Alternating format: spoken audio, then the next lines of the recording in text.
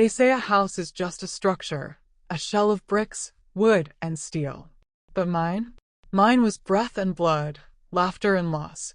It was the only witness that never turned its back on me. In the bones of this house were stories only I remembered. And perhaps that was the saddest part. It remembered everything, but no one else seemed to care anymore. We bought it in 1987. I say we, but really it was James, my late husband, who found it. Back then, Detroit was still fighting to hold on to itself. The factory jobs were shrinking, the crime creeping in, but we didn't have much choice. The house was a fixer-upper on the east side. Peeling white paint, warped porch steps, and a backyard that looked like a jungle. But James saw potential. "It just needs a family," he said, resting his hand on my pregnant belly. That family was us. The early years were hard. Every paycheck went into drywall, plumbing, or patching the roof. We worked on that house like it was a living thing. He taught himself how to tile the kitchen floor from library books. I learned how to strip old wallpaper while holding a crying baby. We laughed through exhaustion. Some nights we didn't even have a bed frame, just a mattress on the floor, but we had dreams, and that felt like enough. I remember the kitchen most. The scent of cinnamon rolls rising in the oven, the sound of Jonathan dragging his little chair across the linoleum to help stir pancake batter. His tiny hands left flour prints all over the cabinets, and I never wiped them clean right away. I liked seeing them. They reminded me I was needed. James passed in '99. Freak accident at the plant. Steel beam snapped. They said he died instantly, but for me, it was a slow bleed. I kept the house going the way he would have wanted. Fixed the pipes myself. Painted the porch a new blue every spring. Kept the yard clean even when I could barely walk without my knees screaming. People offered to help, but I refused. That house was our love letter, and I wasn't going to let time or pity undo it. As Jonathan grew up, things changed. He moved away for college, first generation in our family to even attend. I remember standing in the doorway watching him pack. He barely looked back.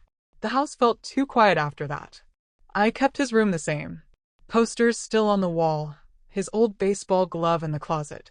Every now and then, I'd sit on his bed, press a pillow to my face, and pretend he was still 10 years old and asleep down the hall. This house saw everything. My hands age, my body break, my heart learn how to survive in silence. But it also saw joy. It saw me dancing alone in the living room to a Dusty Sam Cooke record on my birthday.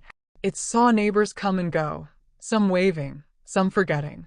It saw me cry the first time I read the letter Jonathan sent after his wedding, addressed to Mrs. Evans, not Mom. I still don't know if that was a typo or a truth. They visited from time to time. Jonathan and Emily. But never long. And always with comments. "This place is too much for you now," or, "modern homes are more energy efficient." I would smile, nod, offer them pie. They didn't see the cracks in the ceiling as memory. They saw inconvenience. They didn't feel the echo of James's laugh in the hallway.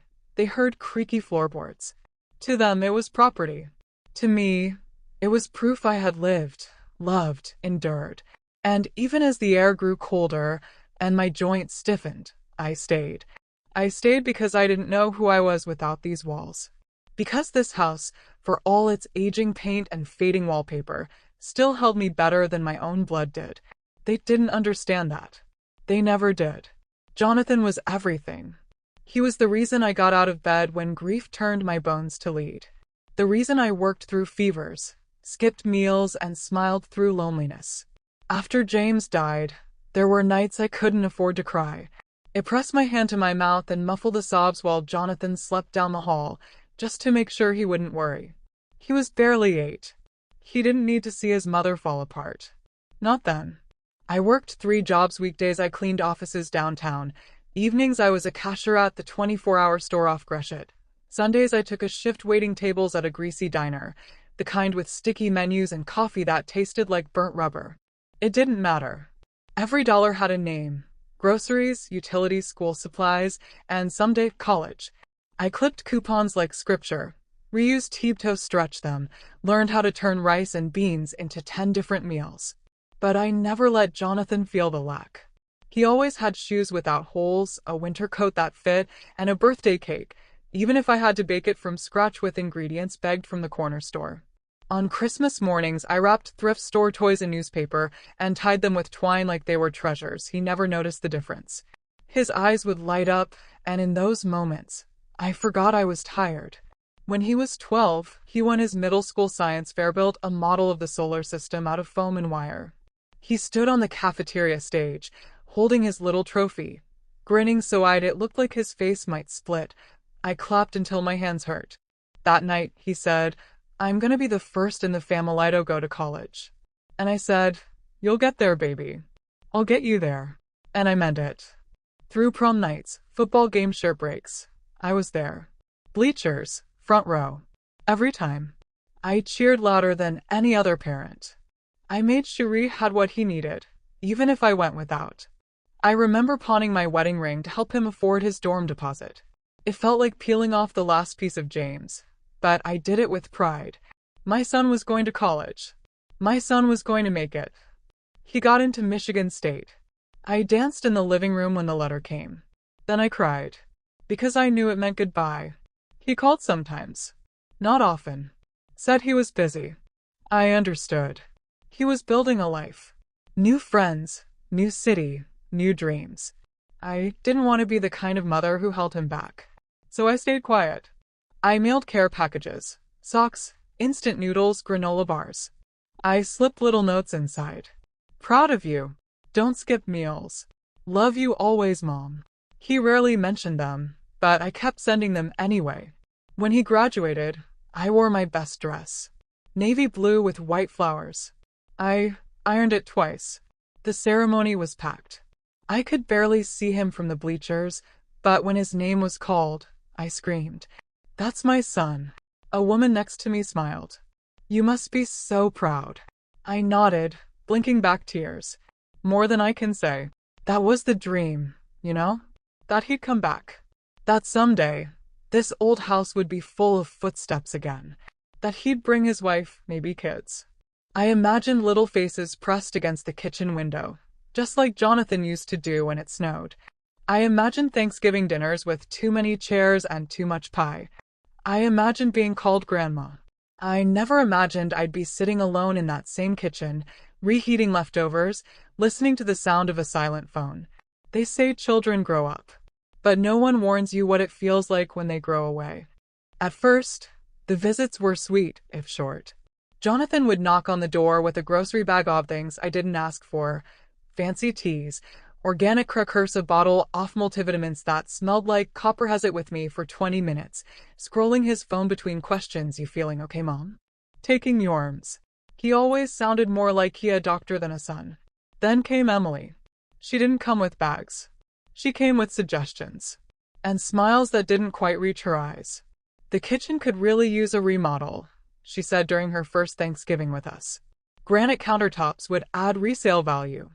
I remember staring at the laminate counter where I used to knead dough with Jonathan, imagining a stranger cutting lemons on polished stone where I had once shaped cookies into stars. The second time she visited, she brought a brochure.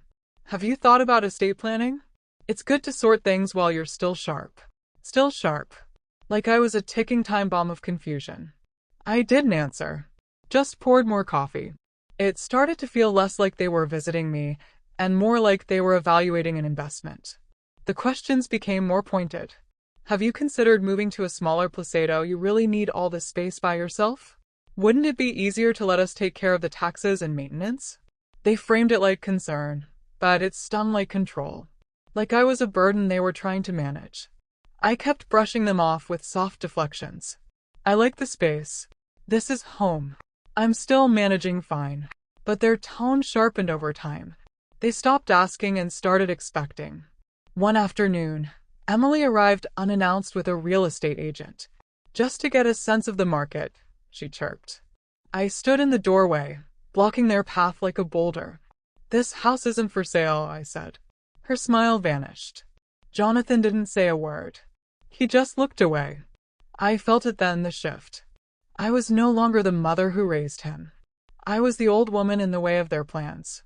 And yet, despite everything, I clung to that house like a lifeline. I polished the wood banister James once carved. I opened every curtain in the morning to let light in. I planted tulips out front each spring, even when my hands trembled.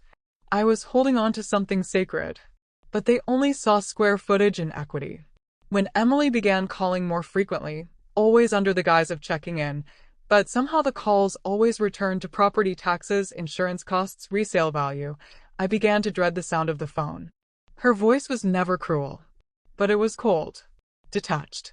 Like I was already an inconvenience she was preparing to file away. The worst was watching Jonathan mirror her. He'd started nodding when she spoke, echoing her words, letting her speak for both of them. The boy who once clutched my hand in crowded rooms now stood silent while his wife told me where I should live and how I should die. It broke something inside me. Still, I held on. I told myself they were just thinking ahead, that maybe deep down they meant well. I tried to believe it wasn't greed, that it was fear. Fear of losing me, fear of responsibility. But no matter how I twisted the narrative, the truth kept cutting through. They didn't see me anymore. They saw a deed. They saw a future without me in it. And it was in that quiet, cruel realization that love, once so full, had hollowed into calculation, that I finally felt the weight of my home not as comfort, but as collateral. Not as sanctuary, but as something they were already dividing between themselves in whispers. Thanksgiving used to mean something in this house.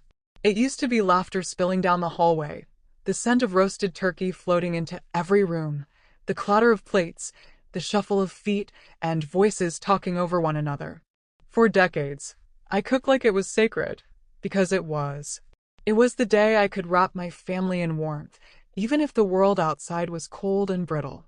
This year, it felt different from the start. Jonathan and Emily arrived late. No apology. Just the sound of the front door swinging open, and their coats dropping on the hallway bench like they owned the place. Emily walked into the kitchen, heels clicking against the floor I had scrubbed twice the night before. She gave a polite, tight smile. "Smells traditional," she said, eyeing the mashed potatoes like they offended her. I had made everything from scratch, just like always. Sweet potato casserole, cornbread stuffing, green bean almondine, cranberry sauce with orange zest the way Jonathan liked it as a boy. I even baked pecan pie, despite my arthritis acting up. We sat down around the same table where James once carved the turkey with theatrical flair, pretending it was a sacred ceremony. I carved it this year. My hands shook slightly, but no one offered help. Emily scrolled her phone under the table. Jonathan was unusually quiet. Halfway through the meal, Emily cleared her throat. "So, we've been talking," she began, dabbing her mouth with a linen napkin she brought herself. "And we think it's time to have a serious conversation about the house." I set my fork down. Jonathan chimed in, not looking at me. "Mom, we're just worried. It's a lot to manage. The taxes, the maintenance, the insurance. You're not getting any younger." It hit harder than it should have. Not because it was unexpected, but because it was said in such a cold, rehearsed tone, like a script. Emily pressed forward. "What we're suggesting is simple. Sign the house over to us. We can put it into a family trust. That way it's protected. And you'll never have to worry about any of it again." I felt the room stretch. The walls leaned in, as if they were listening too. I looked at Jonathan. "Are you worried about me, or just about the house?" He didn't answer. Emily laughed, soft, almost pitying. "Don't be dramatic. We're trying to help you make the right decision before it's too late." Too late. As if I was a carton of milk with a fast-approaching expiration date. I smiled. Tight, but still a smile. "Thank you for your concern," I said, cutting another slice of turkey with deliberate slowness. "But I'm not ready to sign anything. This house isn't just real estate. It's my home." Emily set her fork down with an audible click. "And one day it will be ours. That's inevitable." The room went silent. Even the wind outside seemed to pause. She had said it. Not someday with warmth. Not as legacy. Not with gratitude. Just inevitable, like a claim to be fulfilled. I wanted to scream. I wanted to throw the cranberry sauce across the room. But instead, I looked at my son again, my boy, the one I raised with tired hands and tired eyes, and all I saw was a man who wouldn't meet mine. "I think we're done here," I said quietly. Emily stood up first, smoothing her dress. "It's not like we haven't tried. But you're making it hard, you know that." Jonathan followed, silent. They left with barely a goodbye. No thank you for the meal. No hug. Not even a glance back at the house. After they left, I sat at the table alone. The candles still flickered. The food still steamed. I stared at the empty chairs, trying to feel full, but the only thing that swelled in me was grief. That night, I didn't clear the table. I let the dishes sit, the turkey dry out, the gravy harden into a cold film. I went to bed with my clothes still smelling of cinnamon and shame, and in the dark, I began to wonder, was this the last Thanksgiving I'd ever host? Or had it already ended years ago, and I was just the only one who hadn't noticed? A week after Thanksgiving, I collapsed in the garden. It wasn't dramatic. No ambulance. No lights or sirens. Just a slow, dizzy sway while pulling dead leaves from the rose bushes. Then darkness. When I opened my eyes, I was in the hospital with N4 in my arm and a cold compress on my forehead. "Dehydration," the nurse said gently. "You need to take it easy." Jonathan didn't come. He didn't even call. Emily sent a single text. "Let us know when you're discharged. Hope you're feeling better." No punctuation. No warmth. The nurse looked at me with pity as I checked myself out the next morning. I told her I'd arrange my own ride. I lied. I took a cab. The driver, a young man with kind eyes, helped me carry my bag to the porch. I tipped him too much just for being decent. I was tired. Bone tired. I just wanted to get inside, draw the curtains, and rest. But as I reached the door, I noticed something strange. It was unlocked. I never leave it unlocked. When I stepped inside, the living room lights were on. My heart thumped. I clutched the doorframe for balance. I thought maybe I was imagining it, that maybe I'd left it on in the rush to the hospital. But then I heard them.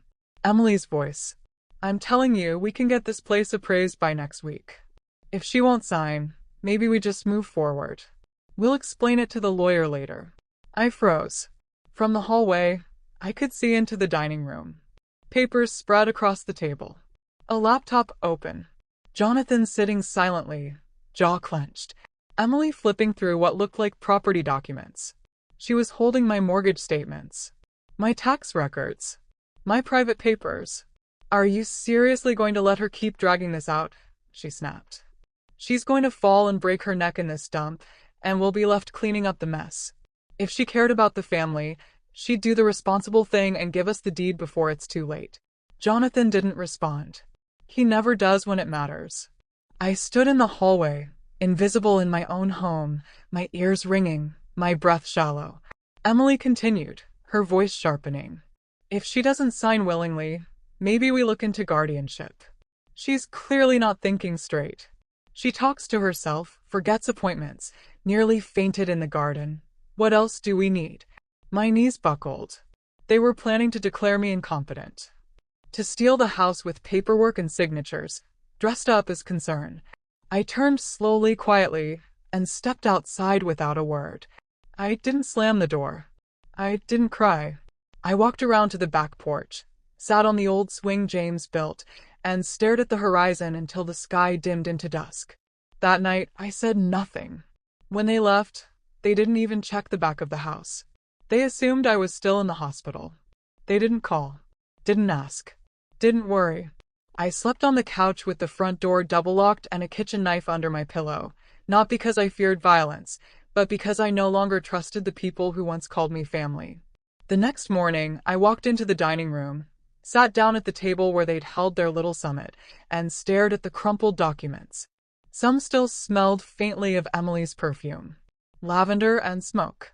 My hands trembled as I gathered them, not from fear, but from fury. That was the moment the pretending ended. They hadn't come to check on me. They hadn't come to help. They had come to claim. Like scavengers circling a still-breathing body. I thought about calling them. Screaming. Confronting.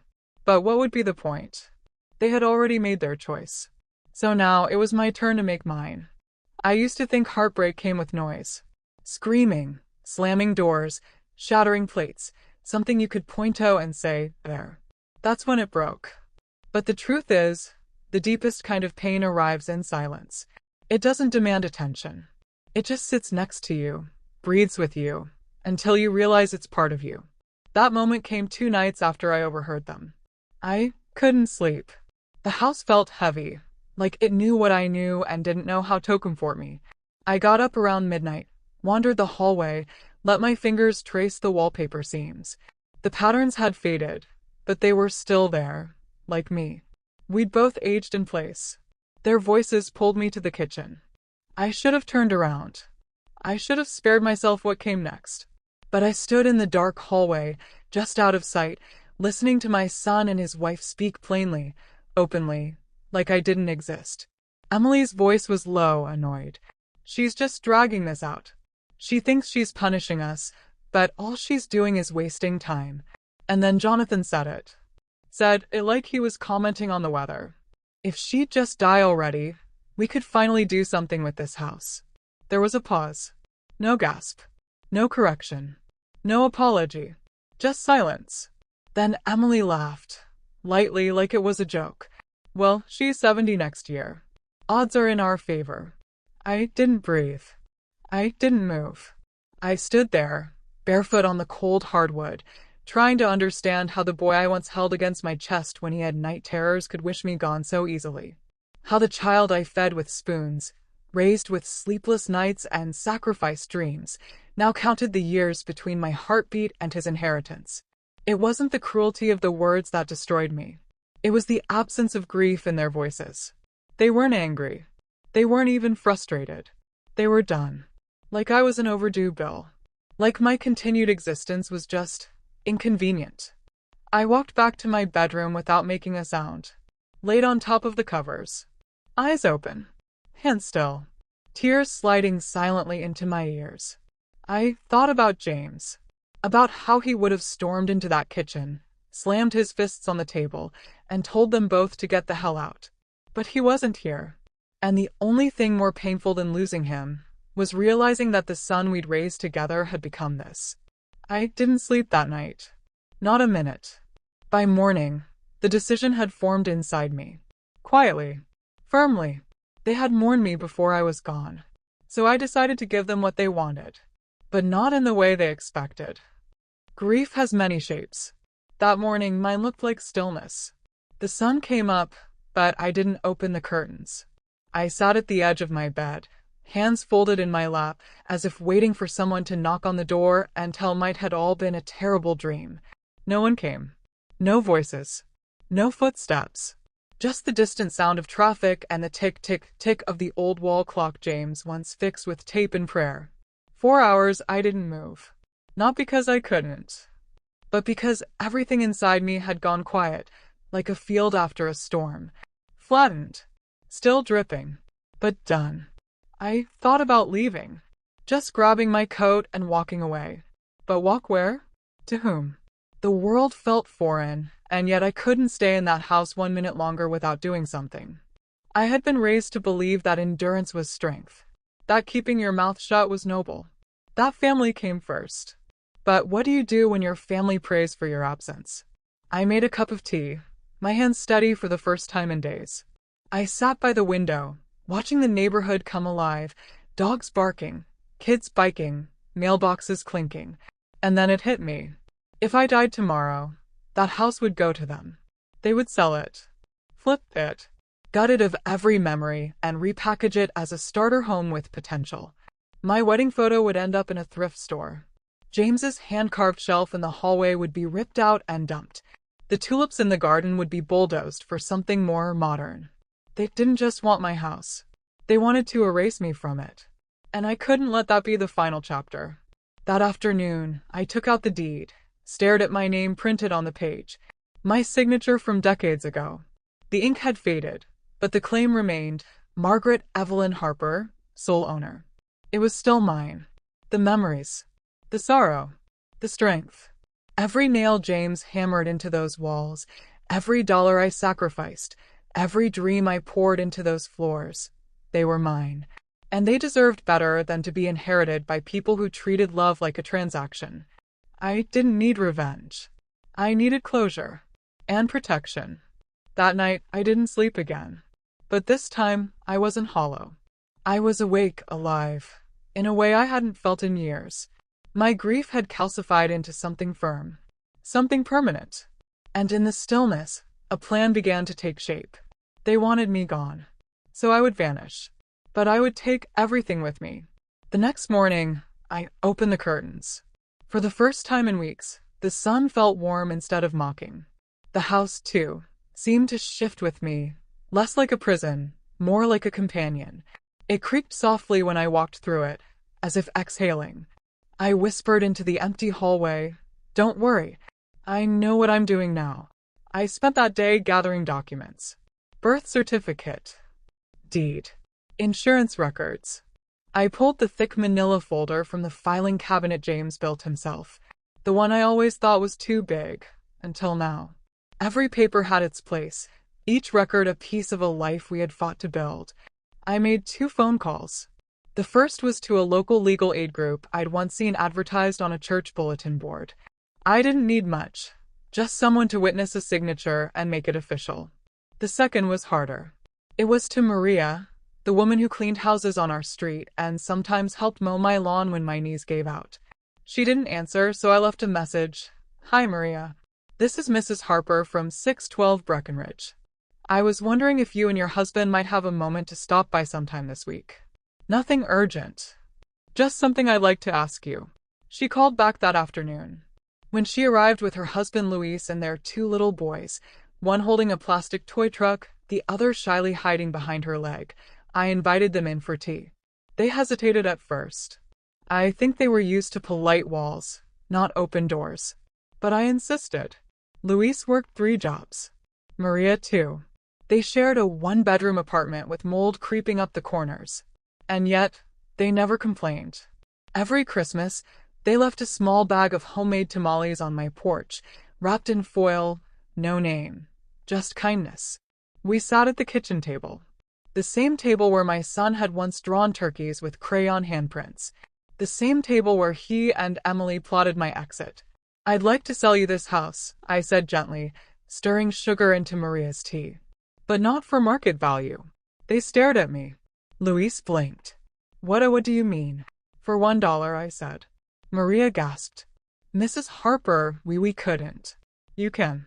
And you will," I said, not unkindly. "Because I've made up my mind." I explained it all. The inheritance. The conversations I overheard. The coldness that had settled into the bones of my son's voice. The way love, once fierce and burning, had been reduced to paperwork and timelines. Luis listened without interrupting. Maria wept quietly, her hand over her mouth. I placed the deed on the table, signed and notarized. All it needed was their names. "I don't want to die knowing this house went to people who waited for my last breath like it was a green light," I said. "You'll live here. Raise your boys here. Fill it with noise. Fill it with meals and music and light." Luis shook his head, stunned. "But why us?" "Because you still understand what a home is," I said. And I meant it. I gave them the keys that evening. They didn't take them at first. Maria tried to place them back in my hands, sobbing. But I closed her fingers around them. "Take it," I whispered. "Make it yours." I spent one final night there. I walked every room, ran my hand across the hallway wall where we marked Jonathan's height with pencil lines, opened every drawer one last time. I didn't pack much, just a few clothes, my wedding ring, the photo of James and me on our first anniversary, and the quilt my mother made me when I was 12. I left the rest, not because it didn't matter, but because it did. Those memories deserve to live in that house, not in a box. I left a note in the drawer of the kitchen table. It read, "To whomever lives here next, may this house love you as much as it loved me, and may you never forget, what we build with love cannot be stolen. Margaret Harper." At dawn, I walked out the front door for the last time. The tulips were beginning to bloom. I didn't say goodbye, not because I didn't have words, but because they didn't deserve them. The house stood behind me as I walked down the front steps with my single suitcase, a small navy one with a broken zipper and scuffed wheels. It used to be James's. We bought it at a department store on sale when Jonathan was still in diapers, back when the idea of travel meant a 2-day church retreat or visiting James's sister in Ohio. I rolled it behind me slowly. It thumped softly against the cracked sidewalk as I made my way to the corner where the bus would come. The wind was crisp. The sky was wide and forgiving. Across the street, kids were playing. A mother yelled after one of them. The smell of someone's burnt toast drifted through the air. Life was going on, as it always had, oblivious to the fact that I was shedding mine like an old skin. No one saw me leave. And that was the point. At the bus station, I paid in cash. A one-way ticket to Toledo. No ID check, no questions asked. Just a receipt and a tired driver who barely glanced up. I sat by the window in the very back, holding my quilt in my lap like armor. As the city blurred into farmland, then towns with names I didn't recognize, I felt something uncoil inside me. Not joy exactly, but release. I wasn't running. I was removing myself, like a weed pulled out of a garden where it had once been planted with love, but had become unwanted. I didn't cry. Not even once. My tears had done enough work. Now it was time for silence to do the rest. My friend Shirley met me at the station with a thermos of coffee and her arms open wide. We hadn't seen each other in years, but grief has a way of rewiring time. She looked older, sure, her hair thinner, her posture slightly stooped, but her embrace was just as warm as I remembered. "You're really here," she whispered, hugging me tight. "I'm really here," I said back. She had a spare bedroom, filled with crochet pillows and the faint scent of lavender. There was a bookshelf with dog-eared novels and a rocking chair by the window. It wasn't home, but it didn't need to be. It was safe. The first few nights, I barely spoke. I took long baths, read pages without remembering a single sentence, sat on the porch in her oversized coat and watched the wind tug at the trees. Sometimes, I'd reach into my coat pocket and feel the smooth curve of my wedding ring, just to remind myself that I was still anchored to something real. Back in Detroit, I imagined the scene. Jonathan and Emily arriving days later, perhaps to drop off another pamphlet or bring a realtor by unannounced. Knocking, then ringing, then pushing the door open, only to find a strange pair of shoes by the front mat. Children's drawings on the fridge.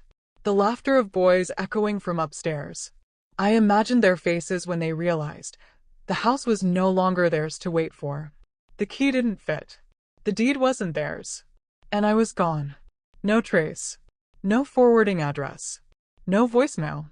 Just a locked past. I changed my phone number. Left the old phone in a drawer in Shirley's garage. Canceled my email. Opened a new bank account with Shirley's help and my old social security card. It felt like peeling off layers of an identity that had been misused, slowly reclaiming the right to be mine again. I wasn't trying to hurt them. I was saving what little of me there was left to save. Let them wonder. Let them argue, dig, speculate, spin stories to family members about how I must have gotten confused or been manipulated. Let them claim victimhood. Let them rage. I wouldn't hear it. I had left the echo chamber, and in its place was stillness, kindness, the sound of birds instead of bitterness, the rustling of leaves instead of lies. Sometimes I missed the house, the way it creaked when I walked past the stairwell, the smell of the attic in July, the shape of sunlight on the hallway floor at 4:30 p.m. But I don't miss what it became. I don't miss who I became in it. In disappearing, I didn't vanish. I returned to myself. I wasn't there to see their faces when they came back. But I imagine it often, on quiet afternoons, sitting on Shirley's porch with a cup of peppermint tea warming my hands, watching leaves flutter from trees like soft little goodbyes. I imagine Jonathan's car pulling into the driveway, the tires crackling over the gravel James laid by hand one summer. He probably parked crooked, like he always did. Emily, in her usual rush, likely stepped out first. I picture her with her tablet tucked under her arm, dressed too sharply for a neighborhood that wore its weariness honestly. I imagine her reaching into her handbag for the spare key and finding nothing. No key under the flower pot. No key taped under the mailbox. The door locked. Deadbolt tight. They knock. No answer. They call my phone disconnected. I imagine the silence settling in around them like a fog. I imagine the moment they realize something is wrong. Not in a chaotic way, but in the still, eerie quiet of realizing a plan has unraveled and no one left a thread behind. Eventually, they break the silence and ring the doorbell. Again. And again. Until it's a sound meant only for themselves. And then they try the back. But the back has changed too. Different shoes by the screen door. A child's voice inside. New curtains in the kitchen window. And then a woman's face, Maria's, appears behind the glass, puzzled but polite. She doesn't open the door immediately. She doesn't recognize them. "Can I help you?" I imagine Emily trying to hold her composure, tilting her chin like she's talking to someone beneath her. "We're looking for Margaret Harper." Maria shakes her head gently. "She doesn't live here anymore." Jonathan steps forward. His voice, I imagined, quieter. "Do you know where she went?" Maria, kind but firm. She said not to share that. "I'm sorry." It's a simple answer. But it must have hit them like a car crash. They probably thought I was too old, too tired, too attached to ever leave. They didn't understand that the most dangerous person is the one who has nothing left to lose, but still has something left to protect. I wasn't protecting the house. I was protecting my memory of it. Emily likely demanded papers. "This is illegal," she probably hissed. But the paperwork is flawless. Every T crossed, every line witnessed. I had it notarized, registered, sealed, and mailed twice. My name is no longer on the deed. There's no loophole. No hand to twist. No voice to manipulate. And just like that, the control they thought they had gone. They might have called relatives. Maybe Jonathan went to Aunt Helen, asked if she'd heard from me. She would have told him the truth, that I sent a postcard, short and sweet, with no return address. I wrote, "Tell them I'm fine. Tell them I've forgiven, but I haven't forgotten." It probably drove them mad. They built their entire narrative around inevitability. They thought time was on their side, that all they had to do was wait. But time doesn't reward the ungrateful. It exposes them. And now, every echo in that empty space isn't of my voice, but their own. The quiet where their footsteps used to be. The absence of the inheritance they counted on. The heavy realization that what they once saw as inevitable was only available until it wasn't. They can't find me. Not because I'm hiding, but because I've stopped leaving breadcrumbs for people who only followed to take. They ended up in a rental on the west side of town, just off the freeway, across from a gas station that's always lit but never safe.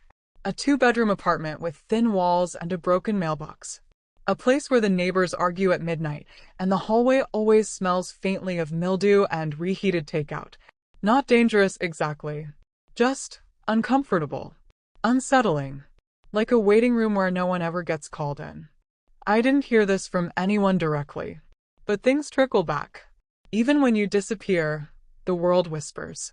An old friend from the church told Shirley that she saw Emily at a pharmacy one afternoon, arguing with a cashier about a declined credit card.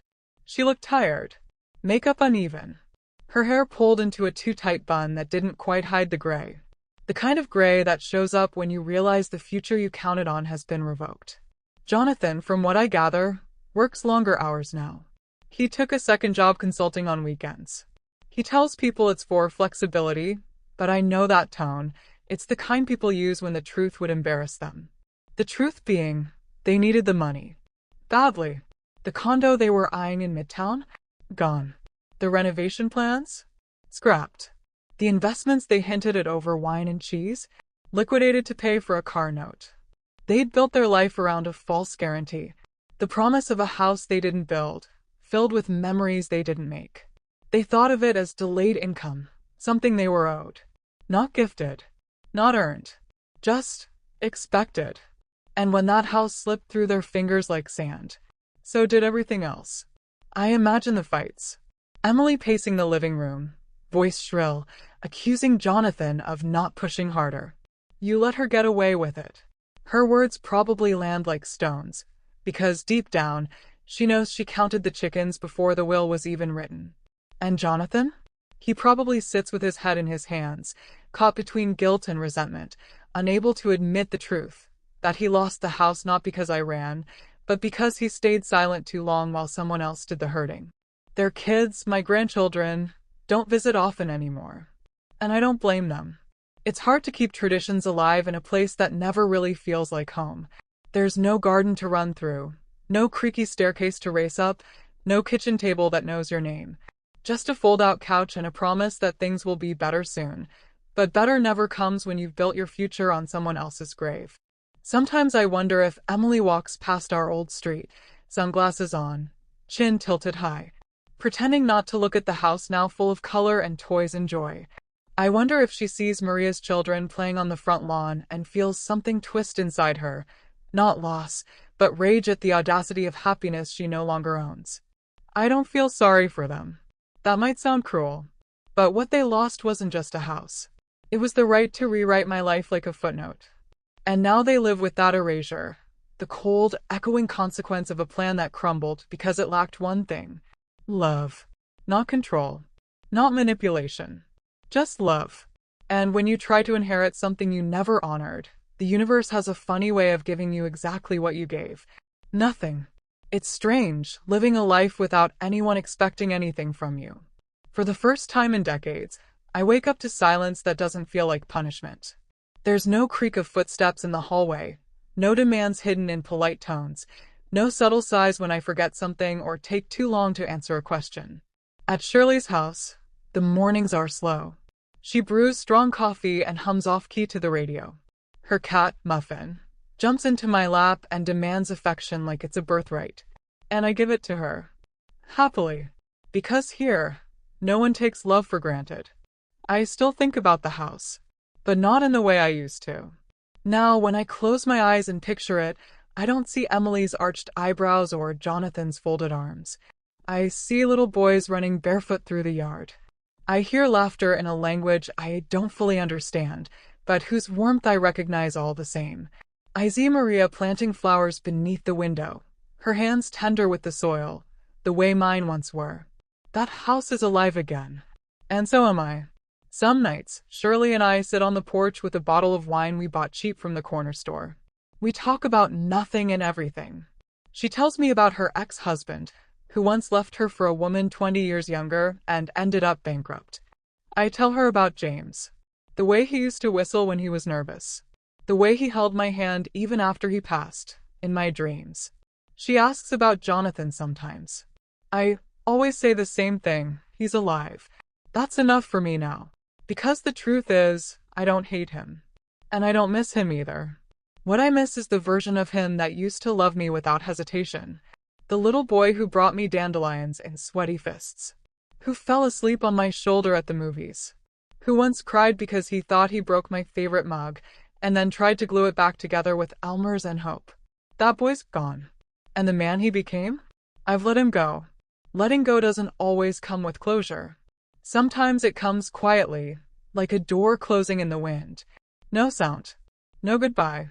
Just the absence that remains. But that absence made room. For breathing. For rest. For rediscovery. I read books again. Real books, with dog-eared pages and underlined lines. I walk slowly without shame. I bake bread that rises too high and overflows the pan. Shirley laughs and calls me dangerous. I teach her how to crochet. She teaches me how to play poker. We're terrible at both. But it doesn't matter. Because I am not defined by what I've lost. I am defined by what I refuse to surrender. My dignity. My name. My story. I have no legacy carved in stone, no trust fund or family heirlooms to pass down.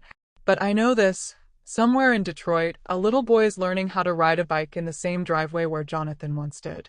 And when he falls, Maria will rush to him, not with disappointment, but with open arms. And in that moment, love lives again in the place where mine was buried. Not everything broken needs to be rebuilt. Some things, some people, just need to be left behind. So you can finally walk forward without dragging their weight. For most of my life, I believed that home was a place you fought to hold on to. That the bricks, the beams, the smell of your curtains in the late afternoon sun, those were the things that grounded you, that proved you belonged somewhere in this world. I spent decades clinging to walls I patched myself, believing that if I just stayed long enough, loved hard enough, endured quietly enough, it would all mean something in the end. But home is not a reward for suffering. It took leaving everything behind to learn that. When I first handed over that deed, my name, my legacy, my roots, I worried that I'd feel untethered, like a balloon finally cut from its string. But instead, something else happened. I felt weightless. Not because I no longer had a home, but because I had finally stopped confusing ownership with belonging. The house was never what made me a mother. It wasn't the walls that held my love.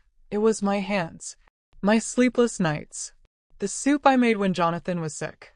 The money I stretched like a magician to pay for his books and cleats and college forms. It was the prayers whispered over his pillow when he didn't know I was watching. The apology I gave the night I snapped, and the forgiveness that followed.